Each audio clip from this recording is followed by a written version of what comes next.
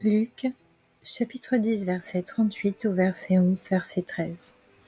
Comme Jésus était en chemin avec ses disciples, il entra dans un village, et une femme du nom de Marthe l'accueillit dans sa maison.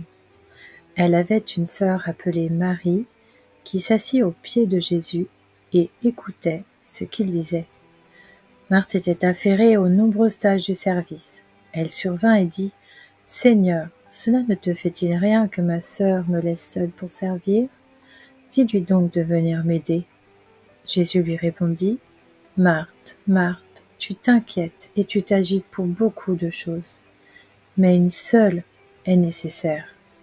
Marie a choisi la bonne part, elle ne lui sera pas enlevée. » Luc, chapitre 11. Jésus priait un jour dans un certain endroit.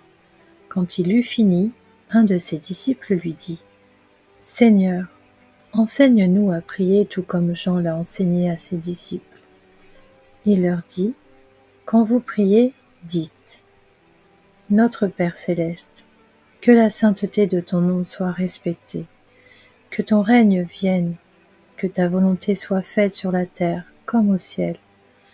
Donne-nous chaque jour notre pain quotidien. Pardonne-nous nos péchés, car nous aussi, nous pardonnons à toute personne qui nous offense. Et ne nous expose pas à la tentation, mais délivre-nous du mal. » Il leur dit encore : « Supposons que l'un de vous est un ami, et qu'il aille le trouver au milieu de la nuit pour lui dire : Mon ami, prête-moi 3 pains, car un de mes amis est arrivé de voyage chez moi et je n'ai rien à lui offrir. Supposons que de l'intérieur de sa maison cet ami lui réponde : Ne m'ennuie pas. La porte est déjà fermée, mes enfants et moi sommes au lit, je ne peux pas me lever pour te donner des pains. Je vous le dis, même s'il ne se lève pas pour les lui donner parce que c'est son ami, il se lèvera à cause de son insistance et lui donnera tout ce dont il a besoin. Et moi, je vous dis, demandez et l'on vous donnera, cherchez et vous trouverez, frappez et l'on vous ouvrira. En effet, tous ceux qui demandent reçoivent, celui qui cherche trouve, et l'on ouvrira à celui qui frappe. Quel père parmi vous donnera une pierre à son fils, s'il lui demande du pain ? Ou bien, s'il demande un poisson, lui donnera-t-il un serpent au lieu d'un poisson ? Ou bien, s'il demande un œuf, lui donnera-t-il un scorpion ?